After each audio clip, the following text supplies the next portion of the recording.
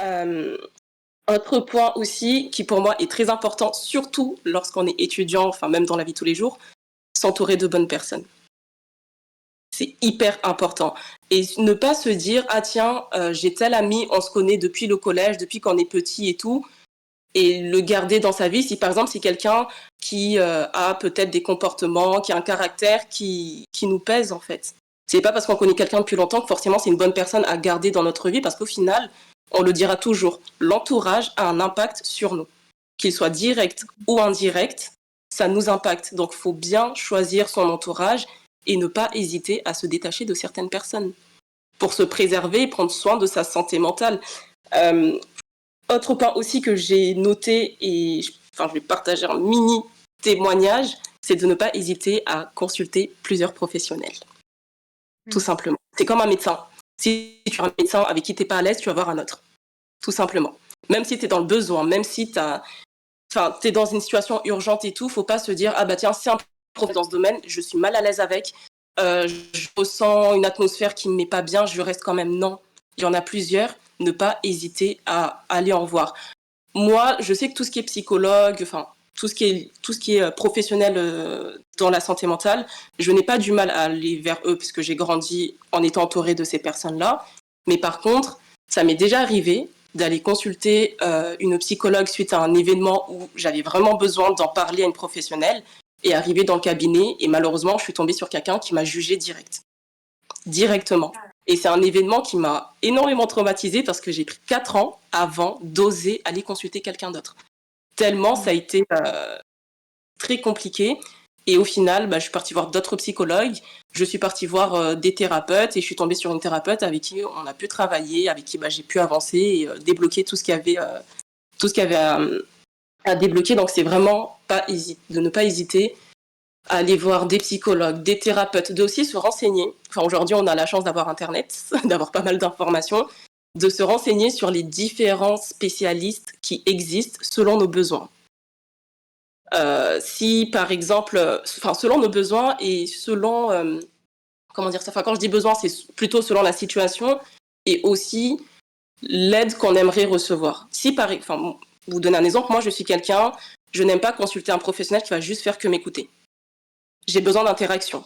Il y a des gens, ils ont besoin de quelqu'un qui va juste les écouter. Il faut savoir aussi d'où l'importance d'apprendre à se connaître. Il faut switcher, il faut voir et tout, etc. Qu'est-ce qui nous convient le mieux? Quel professionnel, en discutant avec eux, en faisant des recherches, serait plus adapté à mon besoin? Et même si on ne sait pas, on pose la question. On va les aborder, on se renseigne, etc.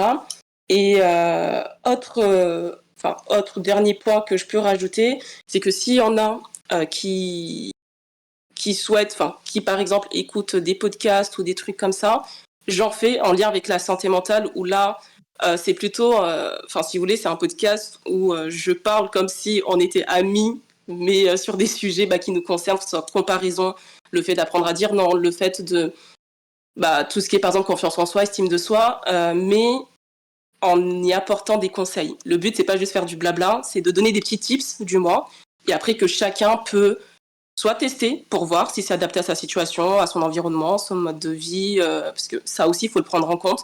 On ne peut pas calquer que les gens transmettent en se disant la personne a testé ça, elle était dans cette situation comme moi, je vais faire exactement la même chose. Et que les résultats, après s'étonner que les résultats soient pas le même, parce que chaque individu est totalement différent. Donc voilà, je crois que c'était tout. Merci beaucoup. Est-ce que oui. peut-être vous voulez nous partager le titre du podcast? Oui, je vais vous l'écrire. Il est. Merci. Alors. Tac. C'est autour de mon bien-être et il est disponible sur Spotify et Apple Music, Apple Podcast et tout. Et il y a également, j'ai également une page Instagram, je vous l'écris aussi, où là-dessus, il y a un peu plus d'informations, il y a des posts. Je sais que parfois, on a peur d'aller voir quelqu'un, on a besoin aussi d'avis, de témoignages, de personnes qui y sont passées. Moi, dans mon cas, j'ai travaillé majoritairement des personnes qui sont mahoraises, parce que des fois, on a besoin de s'identifier aussi à la personne peut-être qu'on est en face de nous, ou bien des personnes qui nous ressemblent, et qui sont partis consulter par exemple une ou plusieurs personnes. Donc là-dessus, j'ai laissé également des avis, enfin voilà, s'il y a de quoi aller feuilleter, aller lire, regarder, etc. Si ça peut aider quelqu'un, ne serait-ce que d'avoir des petites informations, d'avoir, enfin, je sais pas comment dire ça. Moi, mon objectif, c'est de transmettre ce que je peux, que ce soit de mes compétences, mon savoir, ou même parfois des expériences, parce qu'on a besoin aussi d'échanger, d'entendre d'autres personnes partager ce que eux ils ont vécu, ça fait du bien. Euh, Qu'est-ce que j'allais dire? J'ai oublié. Ça vient de m'échapper. Ça vient de m'échapper. Je sais plus ce que je disais. Mais oui, du coup dessus, je partage un peu les retours des personnes avec qui j'ai pu, certains retours, pas tous, mais avec qui j'ai pu travailler, dans l'état dans lequel aussi ils étaient au départ. Parce que croyez-moi que beaucoup, quand ils font appel à des professionnels, il y a la peur. Il y a beaucoup de peur et quand on voit qu'au final ça se passe bien, ça soulage énormément. Et on se dit, tiens, j'ai osé aller faire appel à quelqu'un, ça s'est bien passé, c'est que la prochaine fois, si j'ai besoin, j'hésiterai pas. Euh, et c'était tout pour moi. Pour le coup. Eh ben, merci beaucoup. Merci, c'est très riche. J'espère que dans l'audience, vous aurez, noté aussi toutes, ces informations, ces ressources, que moi j'irai voir, même, pour moi, parce que c'était super intéressant. Euh, Hem, je vous Excusez-moi, Naïs. Oui. Si je peux rajouter un dernier point sur un truc que Mousse disait tout à l'heure par rapport à son expérience lorsqu'il est parti je sais plus si c'était en Suède ou en Suisse, j'ai oublié C'était en l'endroit. Suède, à Lund, en Suède. Voilà. À un moment donné, il disait que oui, il comprenait pas trop l'environnement, t'as 8 heures de nuit d'affilée, etc. C'est ça. Et il m'a dit en fait de vivre le pan que je peux vous rajouter, c'est que on a peur de l'inconnu. On a peur de quitter notre zone de confort. Quand vous avez peur comme ça, au lieu de quitter la zone de confort directement, élargissez-la. C'est comme si vous avez un pied dedans, un pied dehors, mais histoire de commencer à faire des petits pas. Parce qu'on a tous peur. On se dit, ah, tiens, est-ce que si j'y vais, ça va être bien? Est-ce que je vais m'adapter? Est-ce que c'est une bonne idée de, par exemple, parler de telle chose à X personnes? On a tous des doutes, on a tous des peurs, mais élargir sa zone de confort dans un premier temps, ça permet de comment dire, de commencer à s'ouvrir, de tester de nouvelles choses et de voir comment ça se passe. Après, à la fin, on se fait un petit avis et voilà, tout simplement. Eh oui. Merci Et beaucoup. j'aimerais juste en fait ajouter, c'est que en fait, si toutefois il y a des étudiants qui aimeraient réaliser aussi, des échanges, genre en fait, des Erasmus et tout, là en fait, je me suis engagé, dans une association, d'étudiants en fait européens auquel, en fait on promouvoit les échanges. Si jamais ça intéresse certains, qui n'hésitent pas non plus aussi quoi à me contacter, Mmh. soit là quoi sur Discord ou bien, je peux laisser aussi quoi mon mail. Mais au moins, ça peut être une belle expérience, voilà quoi, pour 4, 5 mois, 6 mois, voire une année parce que tout dépend de ce qu'on voudra faire, dans cet échange et ça peut être une très belle expérience de découverte, même si en fait, on sait qu'on est timide, mais ça peut aider en fait à la personne aussi à voir d'autres choses et ça peut être aussi quoi un mécanisme, d'ouverture, intéressante à explorer. Donc il faut Mmh. pas hésiter parce que je pense qu'il y a plein d'étudiants comme Maoré qui aimeraient bien, mais ils savent juste pas où en fait aller aussi quoi se renseigner parce que c'est un peu compliqué. Mais quand on passe vers les classes préparatoires, voire quoi les écoles quoi d'ingénieurs, on est un peu obligé d'y faire parce que, c'est le moyen de «valider» entre guillemets quoi le diplôme. Si toutefois en fait on l'a pas Mmh. fait, on ne le valide pas. Même si on fait les 5 années, non, c'est pas validé. Il faut faire au moins une année, voire 6 mois à l'étranger. C'est nécessaire. Donc il faut pas hésiter et surtout aussi, pour ceux qui font des études plus dans les sciences, «du vivant» entre guillemets, chimie et biologie, voilà, vu qu'elles sont en fait en chimie, et biomatériaux et de neurosciences et donc si jamais il y a des questions, faut pas hésiter. pense Mmh. que je peux aider certains si jamais ils cherchent aussi quoi des stages. Moi, je suis chargé de recherche, chez Sanofi, parfois on recrute des stagiaires, voire aussi quoi des apprentis donc si jamais il y a des besoins, il faut Mmh. pas hésiter non plus parce que moi, j'en ai déjà encadré 3 stagiaires quoi mahorais là sur mes 3 dernières années quand j'étais, à l'INSERM et c'était des très belles expériences parce qu'au moins, déjà moi ça me fait plaisir parce qu'au moins je les aide à acquérir aussi quoi du savoir, mais aussi quoi du partage donc au moins, c'est des gens qu'on vient quoi du même île, du coup, parfois on va parler aussi quoi la même langue, rigoler, bah, de 2-3 trucs et donc si jamais il y en a qui sont intéressés, si jamais j'ai des offres, je les mettrai, mais là en ce moment, Oui. j'ai pas trop Mmh. d'offres parce que j'ai pas une belle équipe de 10 personnes que je gère, mais voilà, si jamais, Moi, j'essaie moi, de creuser un peu plus.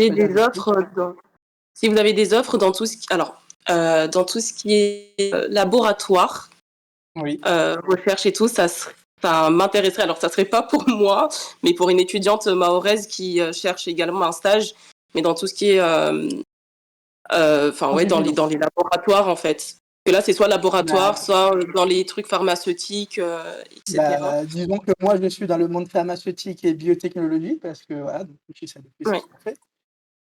Mais après j'ai quand même des contacts chez Merck parce que j'ai quand même, bossé chez Merck. J'ai fait mes stages d'ingénieur chez Merck, que ça ouais. soit ici à Lyon ou voire aussi quoi à Londres, donc je peux aussi, les mettre aussi quoi en contact et Oui, mais j'ai bah, je aussi des vais. contacts aussi dans tout ce qui est aussi, universitaire parce que j'ai collaboré dans ma thèse avec l'université de Lyon, Grenoble, Montpellier et des labos hyper connus avec des personnes hyper gradées aussi donc si toutefois il y en a qui sont intéressés, donc voilà, donc j'essaierai de les mettre en contact. Parce que là, le dernier stagiaire que j'ai eu, en fait, j'avais même pas de sujet de stage. Il m'avait juste contacté via quelqu'un qui me connaissait. On a discuté au téléphone durant 30 minutes. Ensuite, après, j'ai essayé de lui faire un sujet de stage pour lui. Parce que c'était vraiment urgent, il voulait valider quoi son DUT et du coup, je l'ai aidé là-dessus. Je me suis dit: «Bah, pourquoi pas le prendre, 6 mois avec moi?» Ensuite, après voilà, donc il est venu. Ensuite, le stage lui a vraiment plu. Donc parfois le stage, en fait, il faut juste connaître la personne et discuter avec. Le sujet, il viendra parce que même s'il y a pas de sujet, le sujet, ça se réalise. Ça se réfléchit et ça se rédige, hein. Une fois que c'est fait, on a juste à le soumettre à la direction. Une fois validé, c'est bon, donc on peut recruter la personne. Ok. Donc moi, en Bah, fait, moi, il ouais. faudrait beaucoup plus que ça soit dans le domaine chimie, voire biologie. Après, Oui, si oui, c'est oui, pas oui, dans oui. ces 2 disciplines, ce serait un peu compliqué.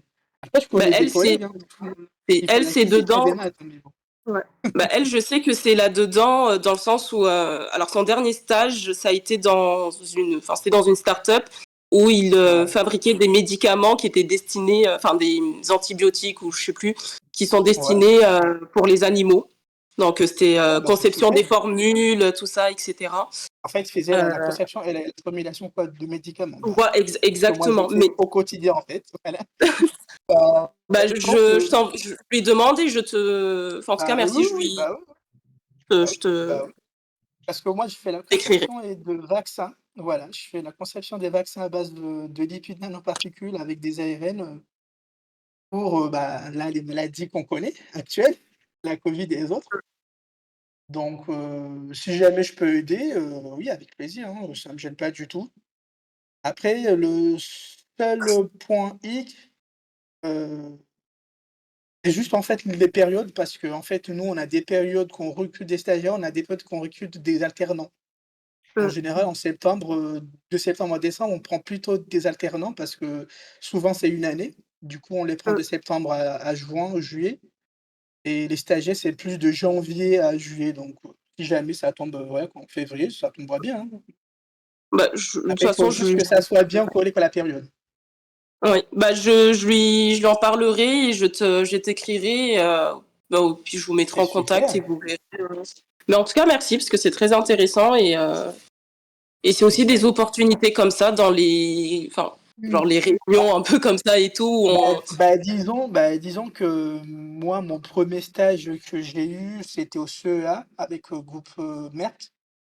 C'était via, en fait, une colloque scientifique auquel j'étais même pas invité, mais je me suis incrusté parce que c'était à la fac et c'est là auquel j'ai rencontré, mon futur, tuteur de stage et ensuite après, ça a commencé à faire comme ça, quoi. Donc disons que j'avais même pas de sujet et je suis allé comme ça et le sujet m'intéressait. J'ai discuté avec lui, il m'a dit: «Bah, pourquoi pas, tu m'écris, tu m'envoies un CV, les trucs, de motivation et ensuite on Mmh. essaiera de faire tout ce qu'on pourra». Donc moi, OK. c'est ce que j'essaie de faire, hein, parce qu'en général, je sais que parfois c'est très compliqué, hein, parce qu'on a du mal, à, à sauter la barrière, en fait, tu sais, à aller demander un stage au lieu de répondre à une offre de stage. Parce que demander Mmh. un stage, c'est encore beaucoup mieux parce qu'en fait, là, on mesure, en fait, là, on peut quantifier la motivation du candidat. Quand le Mmh. candidat, il vient vers toi, c'est beaucoup plus positif pour l'encadrant que quand tu balances un offre, que tu espères trouver le bon candidat. Parce que balancer un offre, trouver le bon candidat, j'en ai Ouais. passé des 3 années à éplucher, quoi, des CV et parfois tu te dis, c'est intéressant quand tu appelles la personne: «Ah non, en ce moment, je suis pas très sûr, OK, d'accord, OK, bon, merci beaucoup». Voilà, on passe à autre chose. Donc Mais oui, c'est oui, moi si je peux aider, bah, c'est pas mal, voilà. là, enfin, si je peux rebondir une dernière fois sur ça, et ça me fait aussi penser à un autre truc qui est justement en lien avec, le sujet de base. Hem, pour la personne dont je t'ai parlé, ça serait dans la pharmacie, enfin pharmacie ou cosmétique, dans un pôle, R&D. Donc je sais pas si ça peut OK. correspondre, ou pas. C'est Bon voilà, plus c'est la mon enfin, domaine auquel je suis, voilà, ouais, ça serait dans ce dans la domaine. C'est partie, dans quoi, ça qu'elle, pharmaceutique. ouais, c'est dans ça qu'elle Après cherche. la partie cosmétique, j'ai des collègues de thèse auxquels ils sont chargés de recherche, dans des groupes comme L'Oréal ou voire en fait aussi, Allergan qui font aussi Mmh, les gels, pour, tout ce qui est chirurgie esthétique. mmh, Voilà mmh, et j'ai aussi en fait une collègue qui bosse aussi là quoi chez L'Oréal, sur Paris auquel en fait elle fait la R&D, dans tout ce qui est formulation de crème, pour la peau, qui peut être, je sais pas, les crèmes de je sais pas, moi de beauté, moi j'en mets pas ouais, donc voilà quoi, je sais pas trop. En tout cas, elle travaille quoi là-dessus. Après, je peux toujours aussi, trouver aussi en fait un collègue, ouais, parce que au ouais. fur et à mesure, Bah, on se fait des relations et c'est très exact enrichissant. Et des gens en exactement. fait Bah, qui voilà, connaissent pas ça. exactement. Bah, de toute façon, je te transmettrai. Mais le point enfin, sur lequel je voulais rebondir, qui est en lien avec le sujet, c'est que là, tu vois, par exemple, tu parlais du fait, que enfin, t'as passé 2, 3 années à éplucher les candidatures, tout ça, Ouais. etc. Et ça me fait penser aux étudiants qui sont à la recherche de stages, d'alternance, et qui malheureusement, pas tous, mais certains ne Ouais. s'investissent pas. Et quand ils ne Ah trouvent oui. pas, bah, ils se retrouvent dans le mal et ça va avoir un impact sur la santé mentale. Et c'est là où je me dis, en fait, Bah, c'est à chacun d'être assez autonome et responsable et de se donner les moyens. Et même quand, par exemple, on est en recherche de stage, d'alternance et tout, c'est encore une fois, ça revient à ce que je disais tout à l'heure, apprendre à se connaître. Et enfin après peut-être parce que moi je suis aussi dans la vente et commerce, je dis souvent apprendre à se vendre. C'est pas Mmh. aller bah oui, tout raconter à des fait. Oui, choses tout à fait. qui ne sont pas Faut se vraies, connaître. mais c'est savoir se mettre en avant, savoir, se mettre en valeur, en bien évidemment en disant ce qu'on peut réellement apporter et peut-être aussi ce qu'on ne peut pas également apporter pour pas avoir de mauvaises surprises. Mais il y a un Mmh. énorme travail à faire, là-dessus parce que le nombre d'étudiants qui sont à la recherche de stages, d'alternance, qui ne trouvent pas, ils se retrouvent en déprime. Des fois, il y en a qui se retrouvent en dépression et qui, au final, par exemple, lâchent les études. C'est en train de monter en flèche sur les réseaux sociaux. Je vois tellement Et bah, que ce soit des moi tweets, j'ai des vidéos, et je me dis, moi j'ai une mauvaise expérience parce qu'en fait, j'ai un ami qui s'est suicidé. C'est un ami auquel ah, on a fait le bac ensemble en 2009. Il s'est suicidé en 2013 à cause de manque de stage, parce qu'en fait, il était aussi, en classe prépa, il était passé il faisait l'INSA de Lyon, en fait, il fallait qu'il valide, son année par un stage. Il était tellement, je pense en dépression totale et en fait, il était parti voir une amie sur Paris. Il s'est jeté sur les rails de train. Voilà. On a, en fait, nous, on l'a compris, quelques mois après qu'en fait, il cherchait un stage, qu'en fait, il trouvait pas. Du coup, son année venait d'être entre guillemets «non validée». Du coup, toutes ces années de prépa ne servaient à rien du tout. Il était tellement mal psychologiquement et que, bah, en fait, il s'est suicidé et moi, ça m'avait vraiment fait impacter parce que c'était une personne que j'ai connue depuis l'enfance, qu'on a fait le lycée, au collège, l'école élémentaire ensemble et se donner la mort parce qu'en fait, on n'a juste, pas trouvé les bonnes personnes, quoi, pour parler. Moi, ça m'avait impacté parce que moi, quand je l'ai appris, j'étais aussi en plein stage, je me suis dit: «Mais pourquoi en fait? Pourquoi lui?» Et comment en fait, on peut expliquer mais après quand on a demandé, à son entourage, ce qui paraît, il cherche un stage, il trouvait pas, du coup il déprimait et il n'osait pas demander en fait, à son entourage, qui pouvait l'aider et son isolement l'a poussé à faire, bah, cet acte, suicidaire et qui est plutôt quoi, malheureuse quoi. Parce que ça montre vraiment aussi qu'on peut être fort physiquement, mais fragile, mais très fragile psychologiquement et lui, je le connaissais, il était plutôt fort physiquement, mais mentalement, pas du tout et malheureusement, voilà, donc aujourd'hui, il n'est plus parmi nous, mais moi, ça m'a fait vraiment aussi, en fait, aussi, bah, réfléchir et c'est là auquel, en général, je suis quelqu'un qui est très ouvert parce qu'avant, j'étais un peu comme lui, introverti, très, très timide et je me suis dit: «Dans la vie, il faut s'ouvrir parce que ça peut aider à un moment donné». On ne sait jamais où ça peut mener, les réflexions et les idées, qui peuvent être aussi, bah, confondues, et aussi quoi, noircies. Mmh. Mmh. Bah, je Donc suis là-dessus, si jamais, il y a des gens, bah, qui cherchent aussi, bah, des stages, il faut pas hésiter. Vous pouvez l'écrire mmh, là sur le Discord. Moi, si jamais je connais des gens, dans le domaine ou voire beaucoup plus, quoi, liés, quoi, du domaine, je peux aussi, bah, les demander. Et aussi, en fait, une demande parce que voilà, parfois il faut aussi, hein, il faut pas non plus, en fait, c'est ce quoi, avoir peur. Je peux demander et ensuite après si jamais je peux personne, pourquoi pas, hein, dans la vie, et il y a que l'entraide qui aide. c'est ça Mmh. et je rajouterais même dans justement dans les conseils que tu viens de donner par rapport à ça, s'il y a des étudiants qui sont en la recherche et tout enfin, qui sont timides surtout, qui sont timides, qui n'osent pas, enfin, qui ont un peu peur de parler, qui n'osent pas aller vers les autres et tout, comment dire, de ne pas hésiter à faire appel aux personnes qui aident à trouver des stages et tout, que ce soit rédaction de CV, lettre de motivation, présentation aussi, présentation Mmh. orale, comment je présente mon projet face Ah à un bah, potentiel.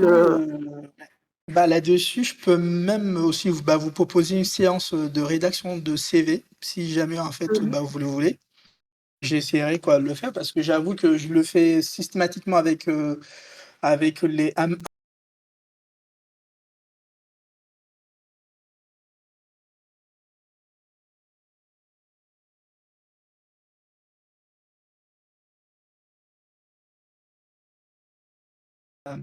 à des cabinets de chasseurs de tête. OK, en fait, j'ai suivi en fait une formation, de tout ce qui est, management et aussi, se vendre professionnellement, hein, donc du coup, en fait, on nous a vraiment en fait appris comment faire un CV qui soit entre guillemets, «professionnel et sexy» pour que l'employeur, il le sélectionne et Mmh. il avait vraiment en fait insisté sur le mot «sexy» et je ne comprenais pas pourquoi en fait. Parce qu'en fait, il y a un style auquel, tous les CV, on a plusieurs formats de CV qui est disponible, bah, sur Google, c'est super. Mais en fait, actuellement, en fait, ce que les gens ne savent pas, en fait, quand on postule, il y a ce qu'on appelle, en fait, un service qui s'appelle l'ATS. En fait, l'ATS, en fait, c'est un filtre qui calque, entre guillemets, tous les CV et si jamais ton CV, même s'il a les bonnes compétences et les bonnes expériences, mais qu'il n'arrive pas à le calquer, le CV, il Mmh. part à la poubelle. Ah, malheureusement, c'est ça, en fait. Tous les grands groupes, voire toutes les entreprises, ils font appel à ce système parce qu'en fait, ça leur aide à faire, entre guillemets, «une sélection de candidats». Trouver le bon candidat qui correspond à un profil qui est généré par un IA et du coup, quand on a fait un profil parce qu'un CV ou soit un offre d'emploi qui est publié sur le net, il faut pas oublier, en fait, il passe sur un service d'IA. Il est, Mmh. entre guillemets, «encrypté» et les CV, si jamais ils ne collent pas au crypte qui est dessus, ils sont pas sélectionnés.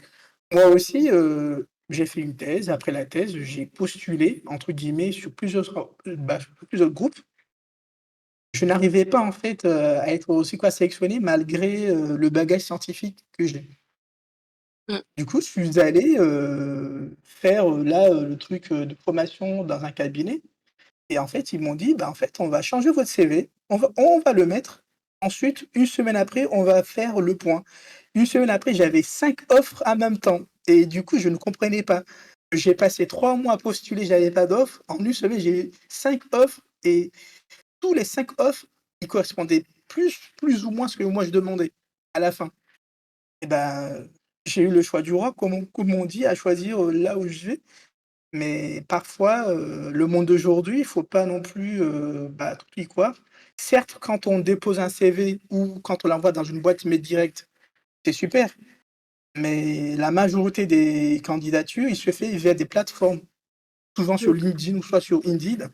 Et ben, en fait, il y a un IA d'hier qui scrute et qui sélectionne les candidatures qui vont être, entre guillemets, «acheminées» vers, le recruteur. Le recruteur, il ne voit pas les X candidats qui ont postulé à l'offre. Il ne voit que Z-1, voire Y, voilà. Donc, il ne faut pas hésiter. Ou voir des lettres de motivation. Mmh. Faut pas, en fait, hésiter aussi à demander à d'autres personnes à regarder, à corriger ou juste, entre guillemets, à réorganiser, en fait.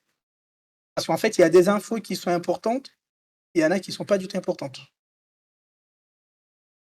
Je vais je vais reprendre la parole, 5 secondes. Merci Ouais, beaucoup pour toutes ces informations. À ce propos, on va, aborder un peu vite fait ça, enfin au niveau de la communication dans l'association, on est en train de structurer ça et justement ces parseurs, de CV vont être évoqués pour que ce soit à la connaissance de toutes et toutes ouais, et on va, noter cette proposition de faire, des ateliers, voilà. de CV, de lettres de motivation. On en parlera, et on fera des sondages simplement, on fera la communication nécessaire. Hem, Simplement, il est 20 heures, il va falloir qu'on coupe l'émission, ne Ouais, serait-ce que pour l'enregistrement. Donc si, si. je vais commencer par, déjà vous remercier toutes, de votre présence. L'idée, c'était donc, comme dit en introduction, de faire, un 1er pas, en fait, vers la santé mentale. Les échanges étaient riches et je vous propose, si vous voulez un dernier mot pour la fin, je crois que Nesrine essaie de parler. J'allais dire si vous voulez faire un dernier mot, avant qu'on conclue et que, on se revoit peut-être une prochaine fois,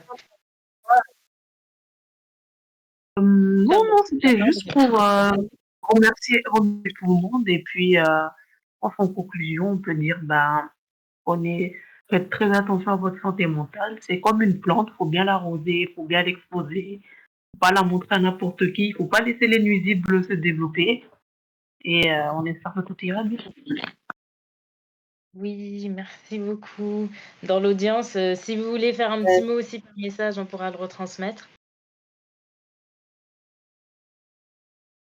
Moi, Hem, mon pardon, excuse-moi. Excuse-moi. oh non, voilà, j'allais dire, je vous invite Liliane et Mustapha à faire un dernier mot aussi.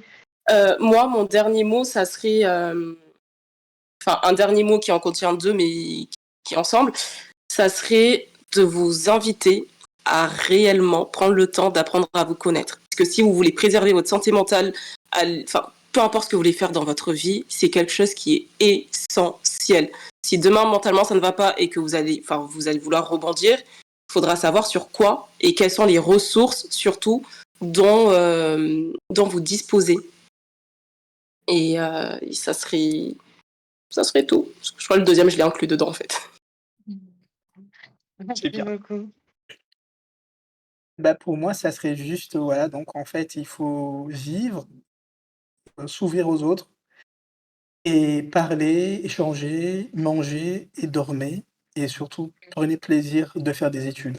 Voilà, c'est l'essentiel, il faut prendre plaisir. Merci. Ce sera le dernier mot et je pense que ce sera aussi une des choses sur lesquelles on aura insisté au cours de cette, émission. J'espère que dans l'audience, le message est passé. Donc encore une fois, merci à vous d'être, venus ce soir, d'avoir participé. J'espère que du coup, ça s'est quand même bien passé, cette disons, organisation improvisée. Et puis on se retrouve bientôt pour la suite de Discord samedi. Bonne soirée à tous et à toutes. Bonne soirée. Bonne soirée. Merci. Bonne soirée. Au revoir. Bonne soirée, au revoir. Mm, mm, mm.